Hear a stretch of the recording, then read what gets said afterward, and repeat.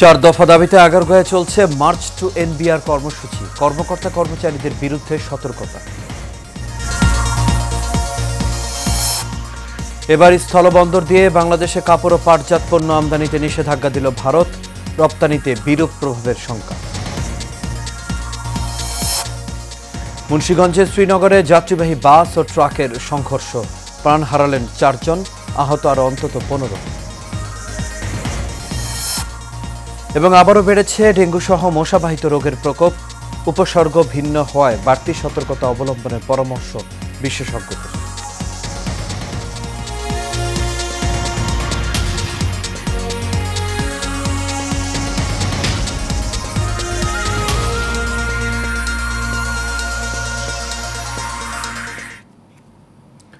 সবাইকে স্বাগত এশিয়া নিউজে। দর্শক, পুরো সংবাদ জুড়ে আপনাদের সঙ্গে আছি আমি আনোয়ার রাজ। এতক্ষণ শুনছিলেন বিআরবি কেবল ইন্ডাস্ট্রিজ লিমিটেড সংবাদ শিরোনাম। ব্যাপার চলে যাচ্ছে পুরো খবরে। জাতীয় রাজস্ব বোর্ড এনবিআর ভবনে চলছে মার্চ টু এনবিআর কর্মসূচি। সকালে আগারগাঁয়ে এনবিআর ভবনের নিচে এই কর্মসূচিতে অংশ নেন সারা দেশ থেকে আসা রাজস্ব কর্মকর্তারা। এনবিআর জারিকৃত অধ্যাদেশ অবিলম্বে বাতিল, জাতীয় রাজস্ব বোর্ডের চেয়ারম্যানকে অপসারণ করা, রাজস্ব সংস্কার বিষয়ক পরামর্শক কমিটির সুপারিশ জনসাধারণের জন্য ওয়েবসাইটে প্রকাশ করা, এনবিআরের প্রস্তাবিত খসড়া ও পরামর্শক কমিটির সংশ্লিষ্ট সব অংশীজনের মতামত নিয়ে রাজস্ব ব্যবস্থা সংস্কার নিশ্চিত সহ মোট 4 দফা দাবিতে এই কর্মসূচি করছে এনবিআর ঐক্য পরিষদ। আন্দোলনের কারণে দীর্ঘদিন ধরেই অনেকটাই অচলাবস্থা এনবিআর অফিসে। স্থলবন্দর দিয়ে বাংলাদেশে তৈরি কাপড়, পাট ও সুতার পণ্য আমদানিতে নিষেধাজ্ঞা দিয়েছে ভারত। শুক্রবার ভারতের বৈদেশিক বাণিজ্য অধিদপ্তরের মহাপরিচালক এক বিবৃতিতে এসব তথ্য জানিয়েছেন। বিবৃতিতে আরও জানানো হয়, ভারত স্থলবন্দর দিয়ে বাংলাদেশ থেকে কোনো পণ্য আমদানি করবে না, তবে নাহবা শেভা সমুদ্র বন্দর দিয়ে নির্দিষ্ট কিছু পণ্য আমদানি করা যাবে। এসব পণ্যের মধ্যে রয়েছে পাটজাত পণ্য, একাধিক ভাঁজের বোনা কাপড়, একক শন সুতা, পাটের একক সুতা, ব্লিচ না করা পাটের বোনা কাপড়। এর আগে গত মে মাসে ভারতের স্থলবন্দর দিয়ে বাংলাদেশের তৈরি পোশাক আমদানিতে নিষেধাজ্ঞা দেয় ভারত। এতে বাংলাদেশের পোশাক রপ্তানি খাতে বিরূপ প্রভাব পড়ে।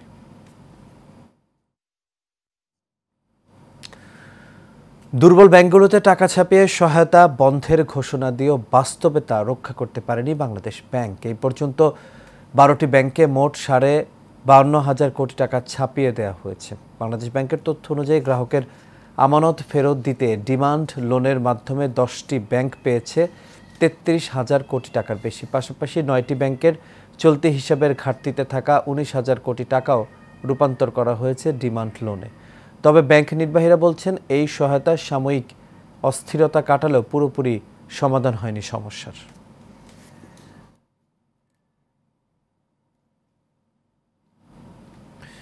মুন্সিগঞ্জের শ্রীনগরে যাত্রীবাহী বাস ও ট্রাকের সংঘর্ষে 4 জন নিহত হয়েছেন। এই দুর্ঘটনায় আরও অন্তত 15 জন আহত হয়েছেন। ভোরে শ্রীনগরের ঢাকা মাওয়া এক্সপ্রেসওয়েতে এই দুর্ঘটনা ঘটে। তাৎক্ষণিকভাবে হতাহতদের নাম পরিচয় জানা যায়নি। ইতিমধ্যে দুর্ঘটনার খবর পেয়ে পুলিশ ও ফায়ার সার্ভিস সদস্যরা উদ্ধার কাজ শুরু করেছে। মুন্সিগঞ্জ ফায়ার সার্ভিস ও সিভিল ডিফেন্সের উপসহকারী পরিচালক মোহাম্মদ শফিকুল ইসলাম দুর্ঘটনার সত্যতা নিশ্চিত করে জানিয়েছেন, ভোরের দিকে হামদান এক্সপ্রেসের একটি নৈশ কোচ পেছন থেকে চলন্ত একটি ট্রাকের পেছনে সজোরে ধাক্কা দিলে এই দুর্ঘটনা ঘটে।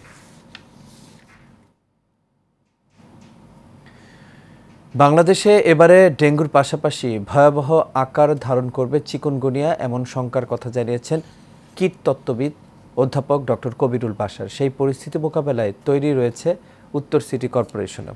একই সাথে হাসপাতালগুলোও নিয়েছে পর্যাপ্ত ব্যবস্থা। শাহিন হাওলাদারের ক্যামেরায় শেখ সোহারের রিপোর্টে বিস্তারিত। গ্রাম থেকে শহর, প্রতিটি অঞ্চলে ডেঙ্গু জ্বরে আক্রান্ত রোগীদের সংখ্যা হু হু করে বাড়ছে। হাসপাতালগুলোতে বাড়ছে ডেঙ্গু রোগীদের উপচে পড়া ভিড়।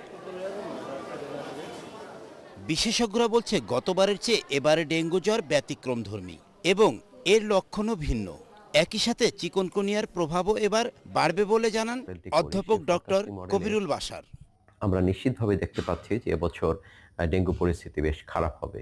বিশেষ করে ঢাকা ছাড়াও ঢাকার বাইরে চট্টগ্রাম, কক্সবাজার, বরগুনা এবং বরিশাল এই কয়েকটি জেলার পরিস্থিতি বেশ ভয়াবহ হওয়ার একটি সম্ভাবনা আছে। পরিস্থিতি নিয়ন্ত্রণে উত্তর সিটি কর্পোরেশনের স্কুল ভিত্তিক কার্যক্রম ছাড়াও বেশ কিছু উদ্যোগ হাতে নিয়েছে। নাগরিক যারা আছেন শহরে তারা যেন একটু সচেতন থাকে, তাদের আশেপাশের পরিষ্কার পরিচ্ছন্ন থাকে। মেইনলি আমরা পরিষ্কার পরিচ্ছন্নতার উপরেই জোর দিচ্ছি। আমরা দুটি স্পেশাল প্রোগ্রাম করেছি। একটা হচ্ছে স্কুল ভিত্তিক যে প্রোগ্রামগুলো, যেহেতু স্কুলগুলো 7 থেকে 8 দিন 12 দিনের মতো বন্ধ ছিল, সেই স্কুলগুলোতে শিক্ষার্থীরা ক্লাসে আসার আগেই তারা যেন একটা মশক মুক্ত এবং ডেঙ্গুর আশঙ্কা মুক্ত একটা পরিবেশ পায়, সেই জন্য আমরা স্কুল ছুটির আগ পর্যন্ত গতকাল পর্যন্ত স্কুলগুলোতে আমরা প্রায় 1244 স্কুল টার্গেট ছিল, আমরা 1000-এর মতো স্কুল ফুলফিল করতে পেরেছি। আমরা ক্লিন করে দিয়েছি এবং ফগিং করে দিয়েছি যাতে মশার আশঙ্কাটা দূর হয়। সেই সাথে ডিএনসিসি কোভিড হাসপাতালকেও প্রস্তুত রাখা হয়েছে। তবে এবারের রোগীদের ধরন অন্যান্য বারের চেয়ে ব্যতিক্রম হয় বাড়তি সতর্কতার কথা জানান হাসপাতালটির পরিচালক। আপনারা জানেন যে আমরা চিকিৎসা দিয়ে একটা স্মল পার্সেন্টেজ অফ পিপলকে কিন্তু উই ক্যান ট্রিট, কিন্তু যদি আমরা প্রিভেন্ট করি তাহলে কিন্তু আমরা মাস পিপল এই ডেঙ্গু থেকে রক্ষা পেতে পারে। এবং এই সচেতনতার জন্য যেটা ব্যক্তিগত পর্যায়ে এবং সামাজিক পর্যায়ে এবং রাষ্ট্রীয় পর্যায়ে ব্যবস্থা নেওয়া প্রয়োজন। তবে প্রতিবারের ন্যায় ডেঙ্গু জ্বরের বাহক এডিস মশা নিয়ন্ত্রণে কার্যকর পদক্ষেপের অভাব বলছেন সাধারণ মানুষ। শেখ সোহাগ, এশিয়ান টেলিভিশন, ঢাকা। রাজধানীর পুরান পল্টনে গৃহকর্মী আশামনির মৃত্যু নিয়ে সৃষ্টি হয়েছে ধোঁয়াশা। নিহতের পরিবারের দাবি হত্যা করা হয়েছে ওই নারীকে। তবে যেই বাড়িতে এই ঘটনা, তারা বলছেন বাথরুমে গলায় ফাঁস দিয়ে আত্মহত্যা করেছেন আশামনি। এ বিষয়ে পুলিশ ক্যামেরার সামনে কথা না বললেও ময়নাতদন্তের রিপোর্টে পাওয়ার পর রহস্য উন্মোচিত হবে বলে জানান আসাদুজ্জামানের রিপোর্ট, জানাচ্ছেন রাশেদ আকুন। অভাবের দায়ে প্রায় 4 মাস আগে রাজধানীর পুরানা পল্টনের একটি বাসায় গৃহকর্মীর চাকরি নেন আশামনি। হঠাৎই গত মাসের মাঝামাঝি বাড়িটির বাথরুম থেকে তার মরদেহ উদ্ধার করা হয়। কিশোরগঞ্জ জেলার পাকুন্দিয়া উপজেলার চর কাউনিয়া উত্তরপাড়া গ্রামের আশামনির পরিবারের দাবি হত্যা করা হয়েছে তাকে।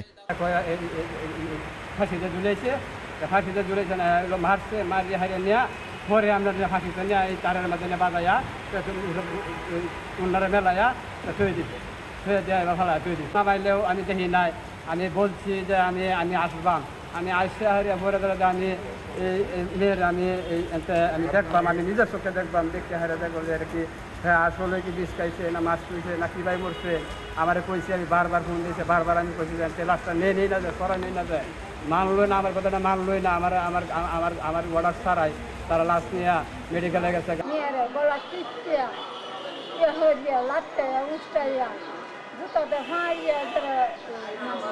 ছবির মধ্যে যেটা দেখা গেছে, দেখার পরিপ্রেক্ষিতে মনে হইতেছে যে এখানে তদন্ত সাপেক্ষে আরো অনেক কিছু বেরিয়ে আসতে পারে।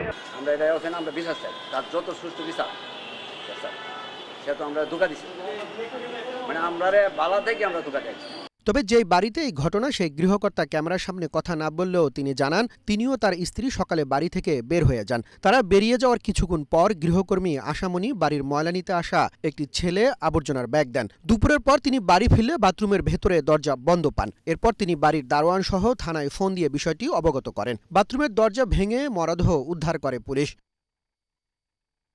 বিষয়টি নিয়ে আনুষ্ঠানিক কোনো বক্তব্য না পাওয়া গেলেও পুলিশ জানায় ময়নাতদন্তের রিপোর্ট পাওয়ার পর মৃত্যুর আসল রহস্য উদ্ঘাটন হবে। এ ঘটনায় একটি অপমৃত্যুর মামলা হয়েছে।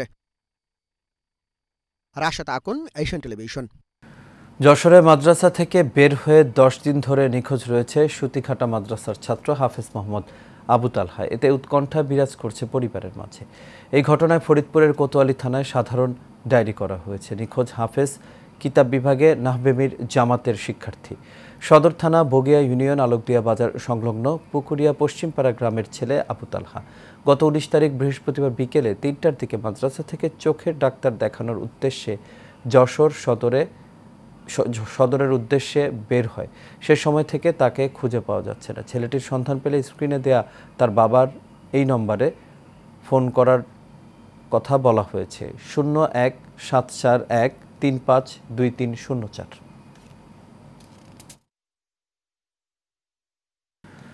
আর এর সাথে শেষ করছে এশিয়া নিউজ। তবে যাবার আগে বিআরবি কেবল ইন্ডাস্ট্রিজ লিমিটেড সংবাদ শিরোনামগুলো দেখে নেব দর্শক আরও একবার।